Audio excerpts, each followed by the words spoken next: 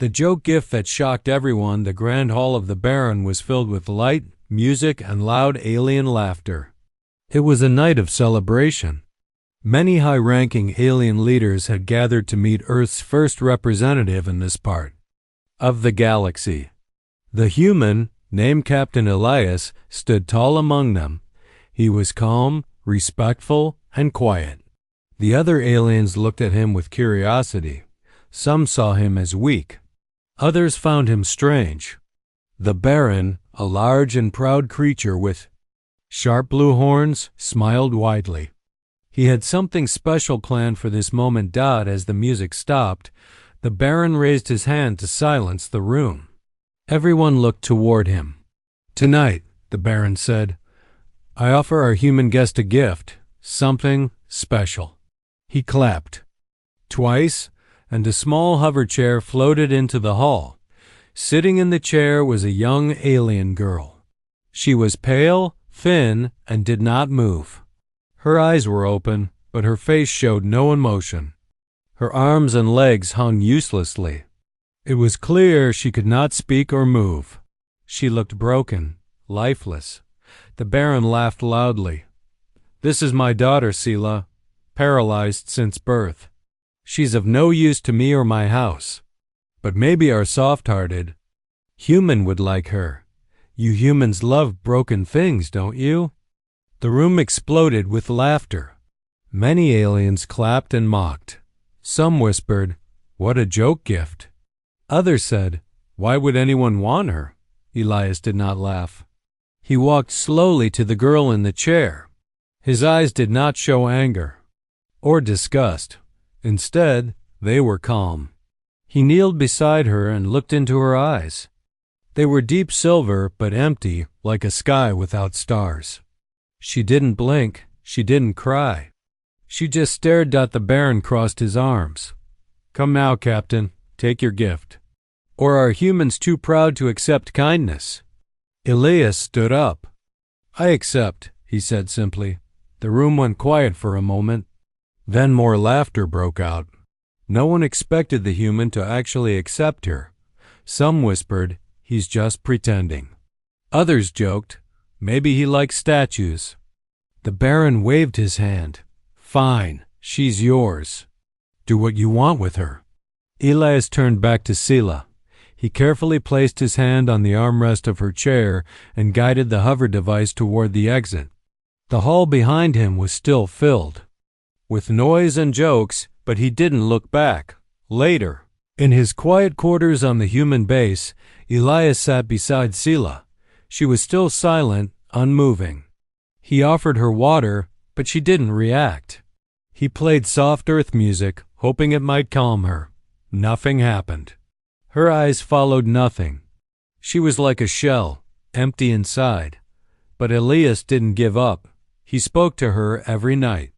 He told her about Earth, its oceans, its sky, the way trees moved in the wind. He talked about his little sister who couldn't walk until she was 5 and how she now ran faster than him. He told stories, made jokes, and sometimes just sat quietly beside her. Days passed. The other humans didn't understand. "Why are you wasting time?" one asked. "She can't even hear you," another said. But Elias believed otherwise. He had seen something in her eyes that first night, not just emptiness, not just pain. It was small, almost hidden. A question, a whisper of life. Then, one evening, something changed. He was talking again, telling her about a bird that flew backward on Earth when he noticed a flicker. Her eye moved, not just stared, but followed his hand. He moved it again. Her eyes followed. Elias sat up straight. "You see me, don't you?" He whispered. Sela's lips didn't move. Her body stayed still. But her eyes blinked once. He smiled for the first time since bringing her in. That single blink was more than most would ever notice. But for him, it was everything.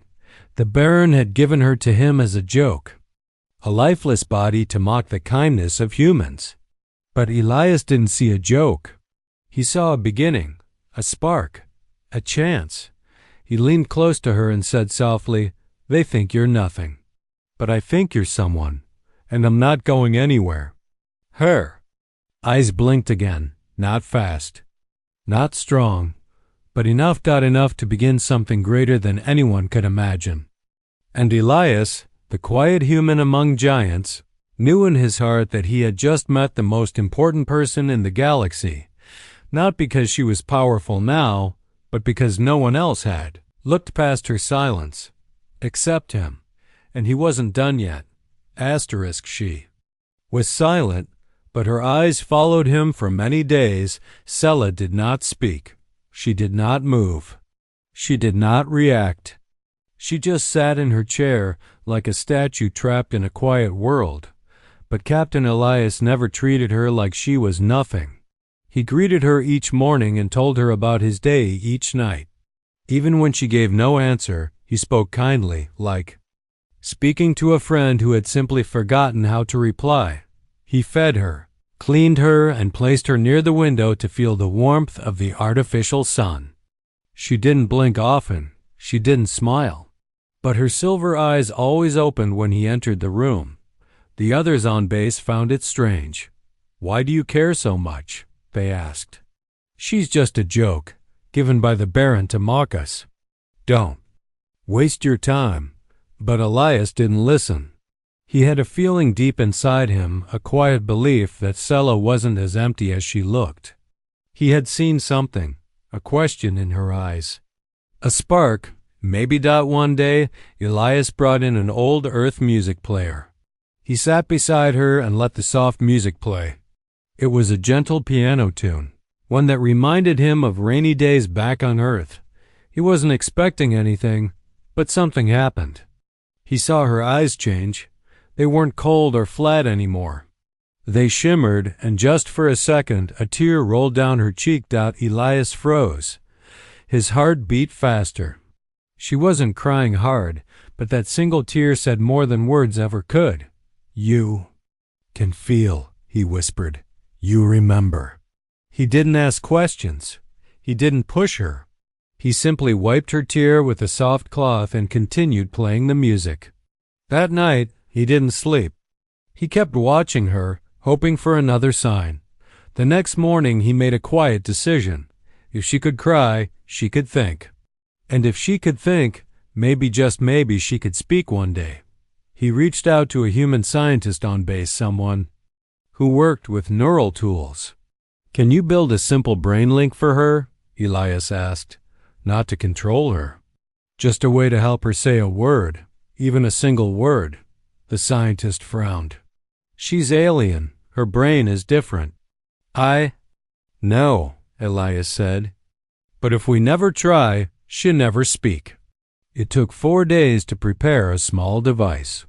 It connected with her brain waves and translated them into digital letters on a screen.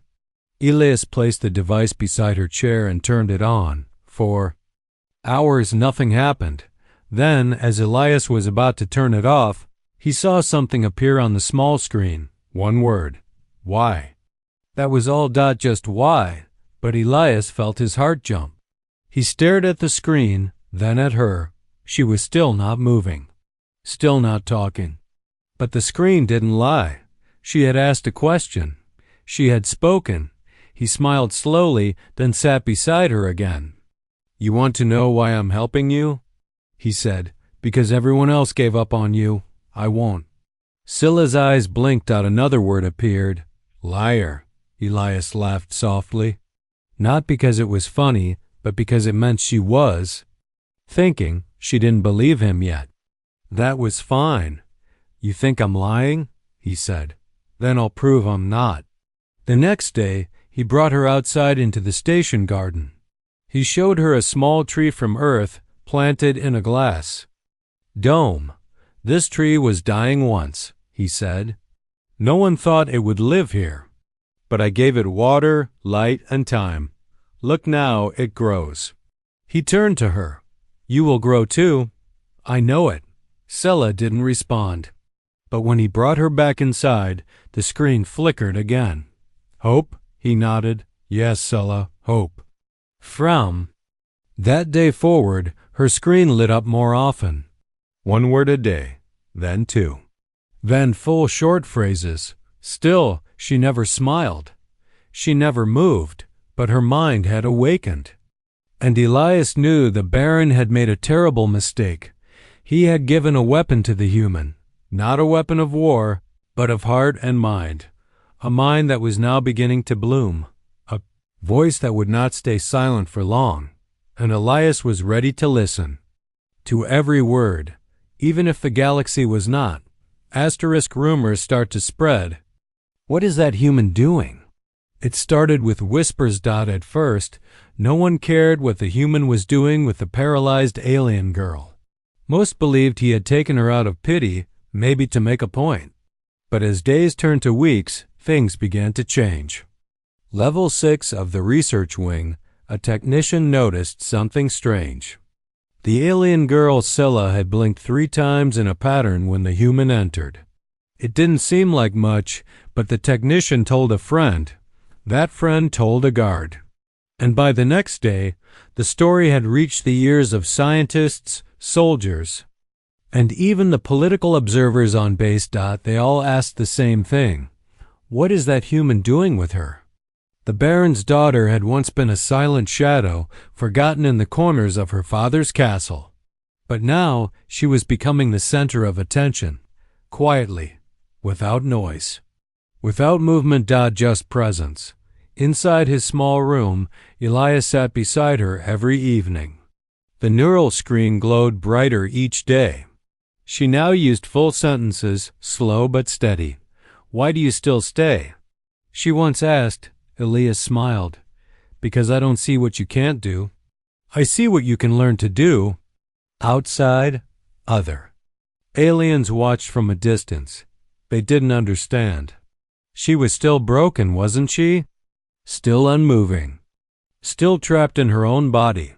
But the words on the screen told a different story. One day, Scylla asked something new. Do you believe I can walk? Elias paused. I don't know if your body will allow it, but I know your mind can move mountains. The next morning, 2 alien nurses noticed something impossible. Her right index finger moved, only a little, but it moved.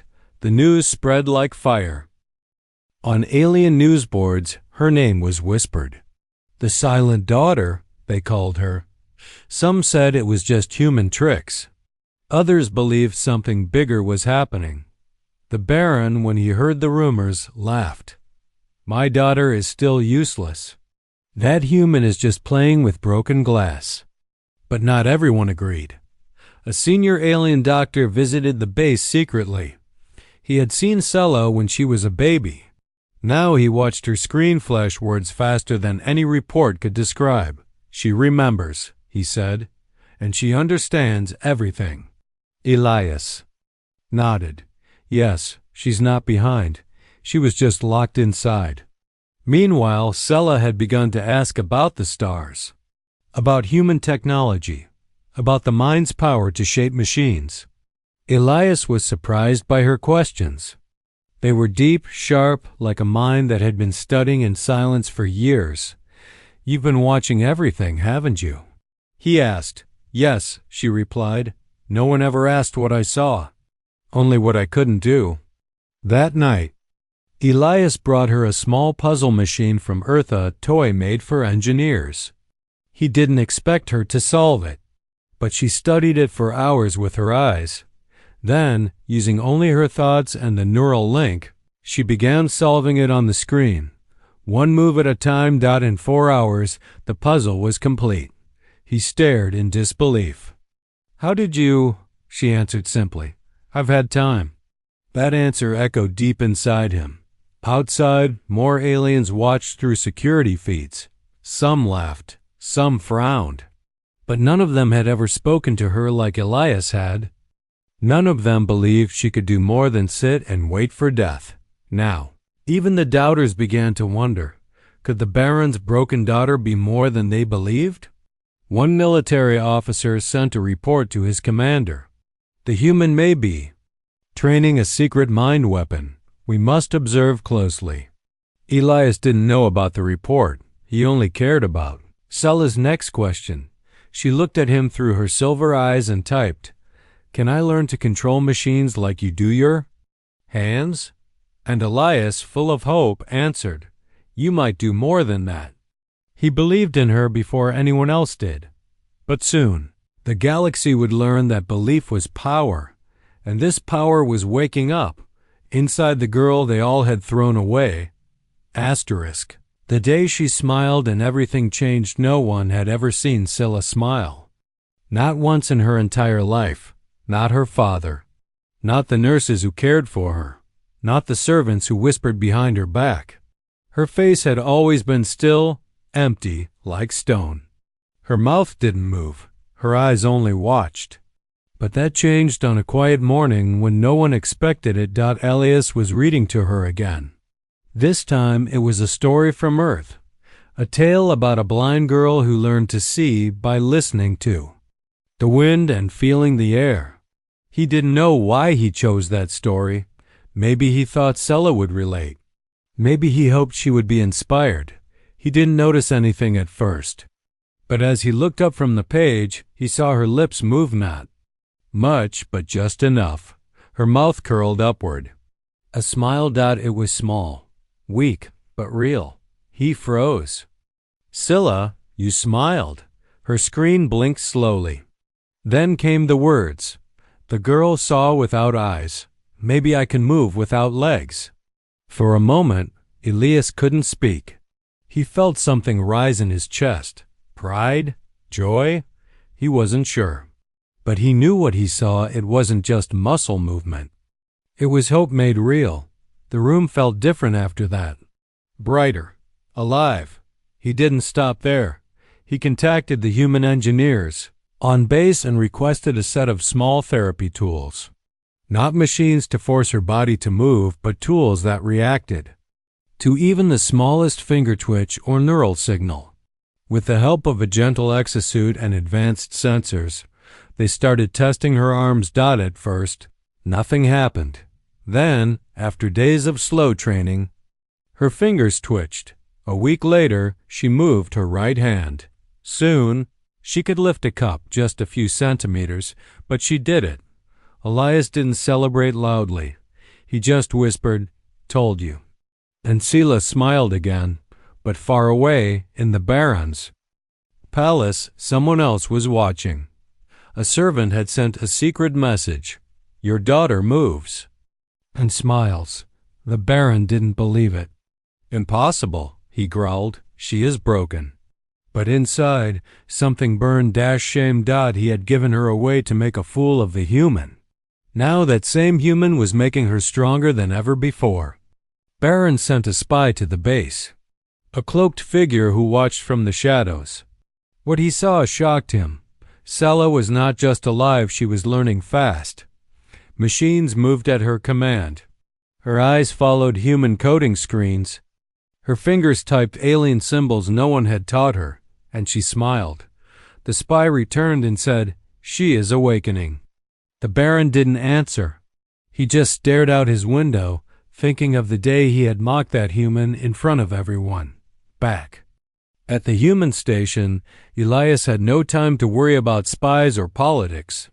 He was focused on SYLA. He now created small challenges for her, controlling lights with her mind, building logic puzzles, shifting blocks using robotic arms linked to her thoughts. She solved each one. Not perfectly, but fast enough to raise questions among the engineers. "Her brain isn't just normal," one whispered. "It's above average, way above."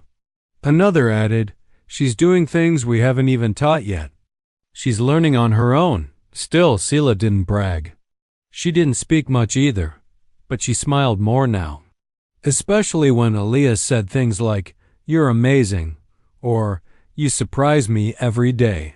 One night he asked her softly, "Did you always believe you were smart?" She answered slowly through her screen, "I always believed no one would ever know." That one sentence broke Elias's heart. She had always been smart, always seen, always heard, but never had anyone cared to ask her what she thought. Now she was doing more than think. She was showing the galaxy that even a paralyzed girl with no voice could shake the stars if someone just gave her the chance. And the day she smiled was the day everything changed. Because now she believed it too. Asterisk the hidden power inside her. It began with a test. A simple experiment. Elias had connected Sela to a small floating drone, just a training unit with basic controls. The idea was to let her move it with her mind through the neural link. Most humans needed hours to learn. Some never got it. Elias only hoped Sela could make it hover. He handed her the controller, but she pushed it aside with her newly moving hand. I want to try without that, she typed on the screen. Elias smiled. Okay, let's see what you can do. The room was silent. The drone floated still in the air, waiting for input. Sela closed her eyes, and the drone moved, not just a little. It turned, lifted, and danced gently in the air. Elias stared. Sela, you didn't use your hands. You controlled it with your thoughts only? She opened her eyes and blinked once.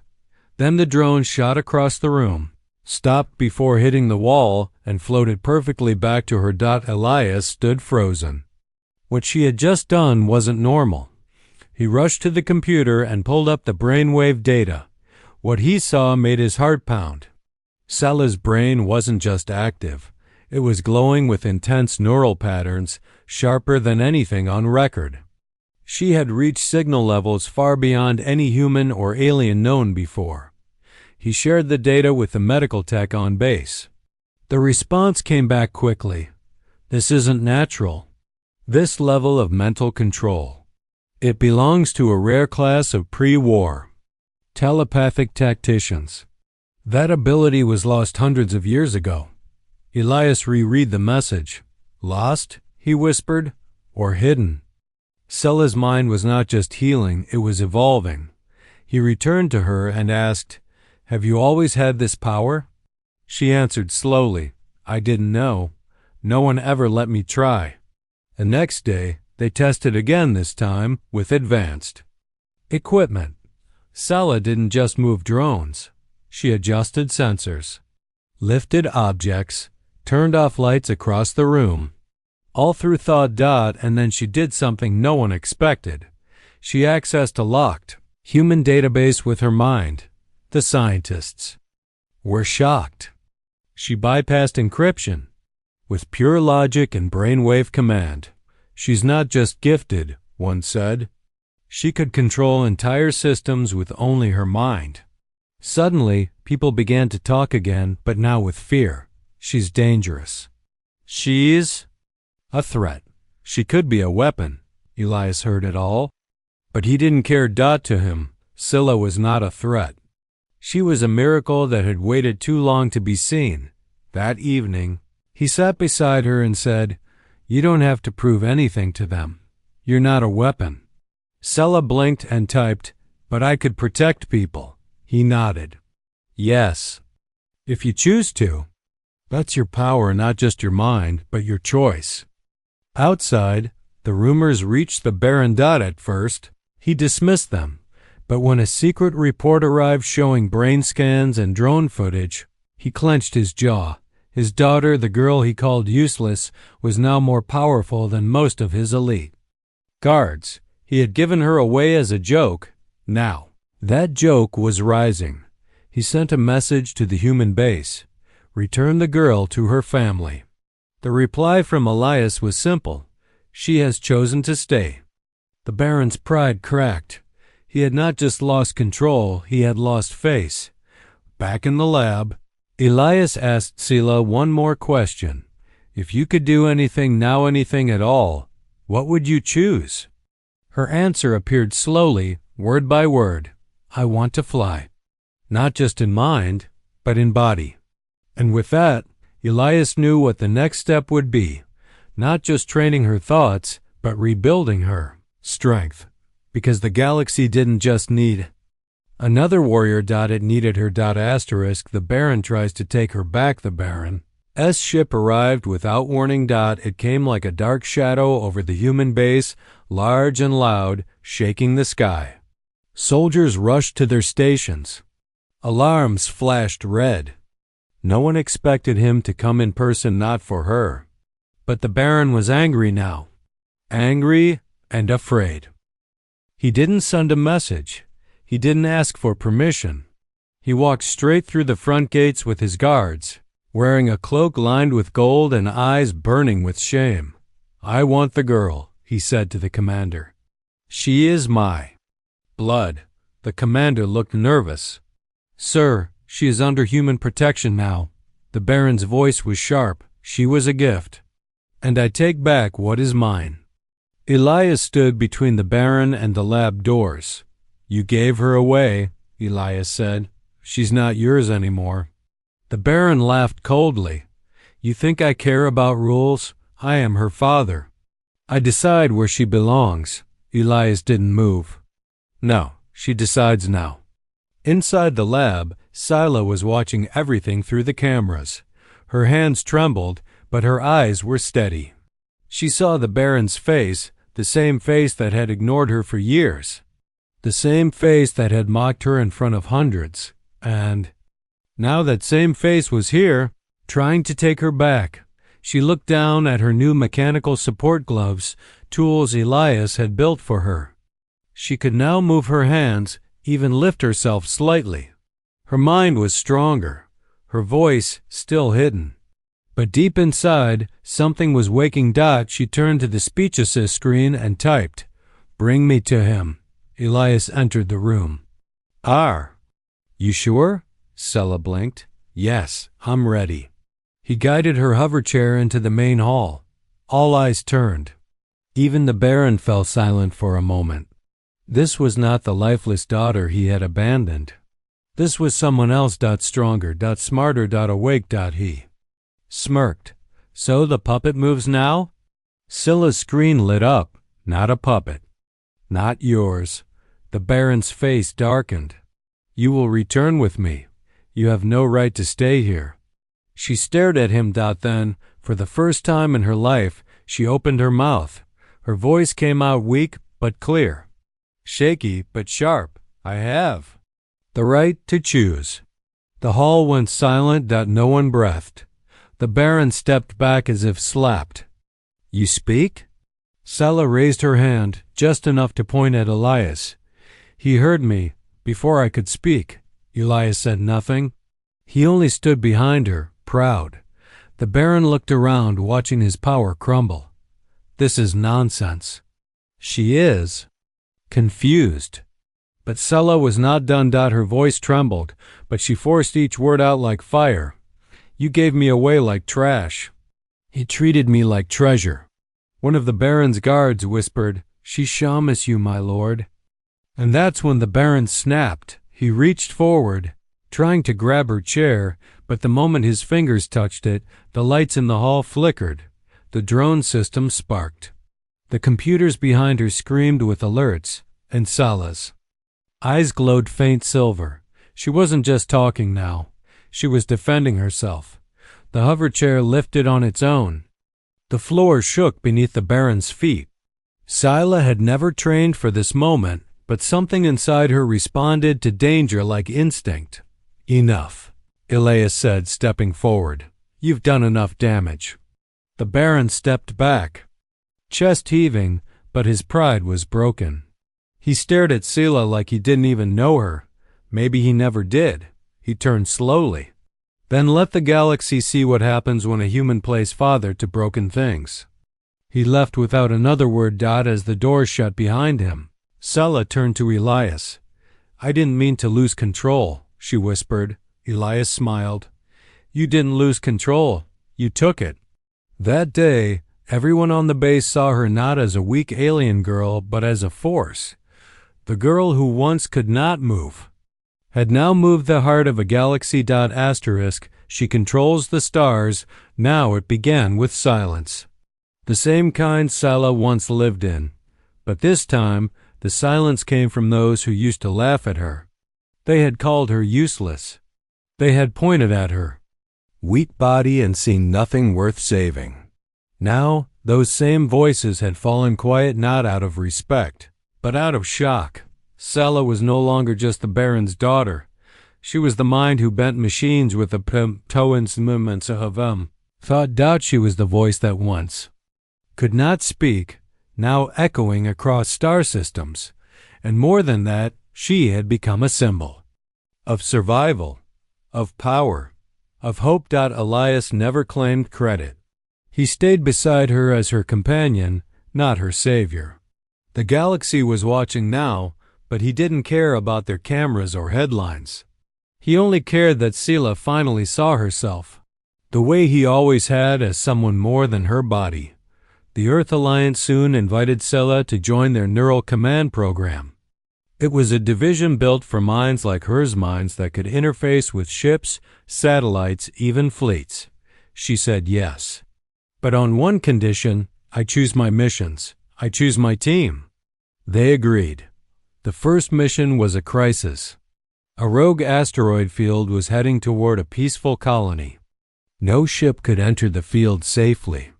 No pilot could react fast enough.